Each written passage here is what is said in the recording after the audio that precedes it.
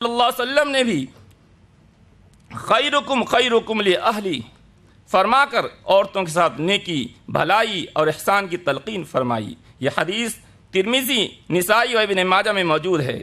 یعنی تم میں بہترین شخص وہ ہے جو اپنے اہل کے ساتھ بہترین سلوک کرنے والا ہو۔ عہد حاضر میں عام طور پر خواتین کی حق تلفی ہو رہی ہے، مگر آزادی نسواں کا نعرہ لگا کر ہر چہار جانب ان کا استحصال کیا جا رہا ہے۔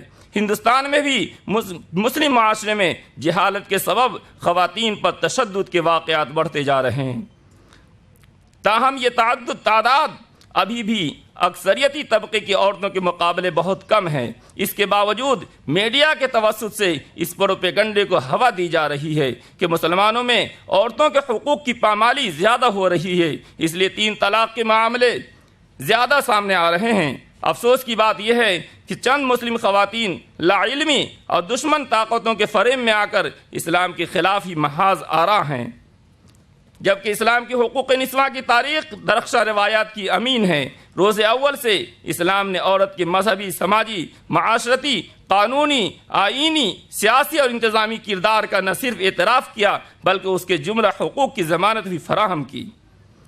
تاہم میڈیا کے سامنے آنے والی ان عورتوں کے مسائل پر توجہ دینا بھی وقت کا تقاضا ہے۔ اس تعلق سے مسلم پرسنل لاء کی جملہ مہمات میں شانہ بشانہ شریک ہو کر انہیں کامیاب بنانے کی ضرورت ہے، تاکہ مسلم سماج میں دینی بیداری کی فضا بنے اور جہالت کا خاتمہ ہو۔ یہ بات ذہن نشیں رہے کہ 3 طلاق کا شوشہ سپریم کورٹ میں لا کر اور یکساں سول کوڈ کا مسئلہ اچھال کر مذہبی قانون میں مداخلت اور مسلمانوں کی انفرادیت کو ختم کرنے کی سازش ہے۔ اس سلسلے میں مرکزی حکومت ایک تیر سے کئی شکار کرنا چاہتی ہے۔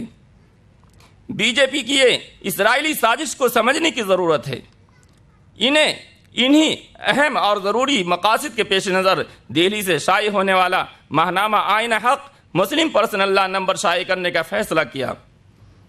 دراصل یہ رسالہ برادر خرد جناب مولانا عظیم الدین وائز رحمۃ اللہ علیہ اب سے 17 سال قبل شروع کیا تھا اور بہت تھوڑے وقت میں اپنی محنت اور مخلصانہ لگن سے جرائد کی دنیا میں صف اول میں جگہ بنا لی۔ آج وہ جبکہ ہمارے درمیان میں نہیں ہیں، چونکہ 1 نومبر 2016 عیسوی کو بلند شہر سے آتے ہوئے بمقام کھچرا غازی آباد میں ان کی کار حادثہ کی شکار ہو گئی اور ایک ہی ساتھ 4 افراد نے جائے حادثہ پر ہی جام شہادت نوش کیا۔ اللہ تعالیٰ ان تمام حضرات کو غریق رحمت فرمائیں اور درجات بلند فرمائیں۔ آج مجھے اس بات سے بہت خوشی ہے کہ ان کا لگایا ہوا پودا ایک تناور درخت ہی نہیں بلکہ ایک پھلدار درخت کی شکل میں آپ کے سامنے ہے۔ اللہ اس کو شرف قبولیت عطا فرماتے ہوئے ذریعہ نجات بنائے، آمین۔ حاضرین محترم، فی الوقت اردو زبان میں کوئی اخبار یا رسالہ نکالنا اور وہ بھی دینی رسالے کا نکالنا آسمان سے تارہ توڑنے کے مصداق ہے۔ اس کے باوجود حتی المقدور و سعی و کوشش کر کے رات و دن لگ کر مضامین کے حصول اور اس کی ترتیب و تصحیح کے مراحل سے گزر کر کمپوزنگ، طباعت وغیرہ کی دشواریوں کے باوجود ہمیں اللہ تعالیٰ نے کامیابی سے ہمکنار کیا، جس کا ہم جتنا بھی شکر ادا کریں کم ہے۔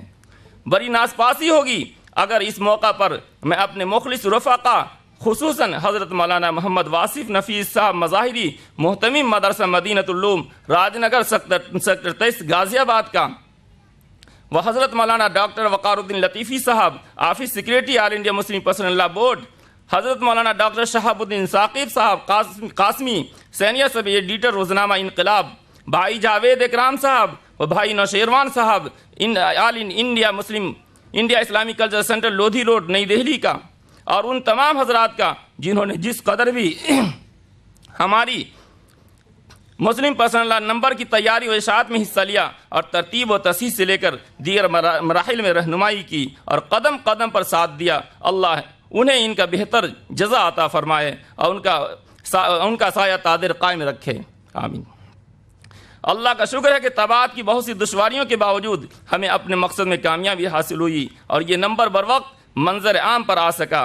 فرحت و انبساط کی بات یہ ہے کہ ہندوستان کے مشہور و معزز علماء صاحب قلم، دانشوروں اور ملی قائدین کے گراں قدر مضامین پر مشتمل اس خصوصی شمارہ کا اجرا بھی اس اہم کانفرنس میں عمل میں آ رہا ہے۔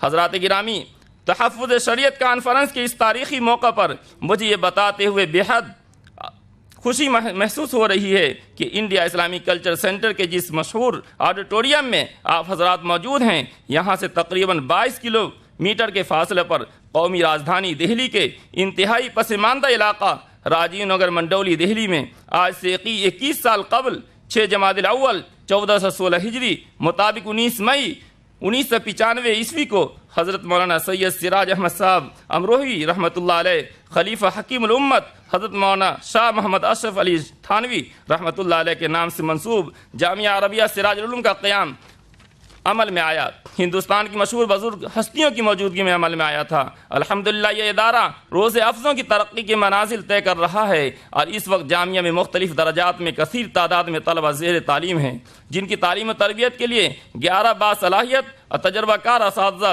دن و رات مصروف رہتے ہیں۔ یہ ادارہ سراج العلوم ٹرسٹ کے زیر نگرانی چل رہا ہے۔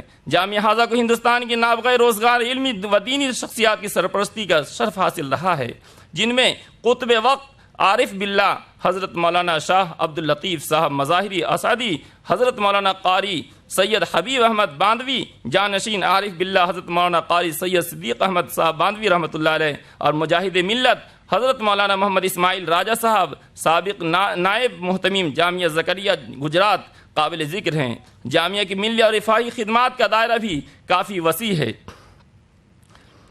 آخر میں ایک بار پھر دل کی گہرائی سے اپنے تمام موقر مہمانان گرامی اور جملہ مخلصین و محبین کا استقبال کرتے ہیں، اور اس احساس کے ساتھ کہ آپ حضرات نے موسم کی ناہمواری اور شدید گرمی کے باوجود سفر کی زحمت گوارا فرمائی اور ہماری دعوت پر تشریف لائے۔ آپ کی آمد نے ہمارے لڑکھڑاتے ہوئے قدموں کو سہارا دیا۔ ہم آپ کی صحت اور درازی عمر کے لیے دعا گو ہیں۔ اللہ تبارک و تعالی آپ حضرات کا سایہ تادیر اس امت پر قائم و دائم رکھے، آمین۔ اس موقع پر ہم اپنے ان تمام دوستوں اور معاونین کا شکریہ ادا کرتے ہیں جنہوں نے اس کانفرنس کو کامیاب بنانے کے لیے اپنا قیمتی تعاون دیا۔ اللہ تعالی ہم سب کی طرف سے ان کی قربانیوں کو قبول فرمائے اور ہمارے یہاں آنے اور کہنے سننے کو قبول فرمائے، آمین یا رب العالمین۔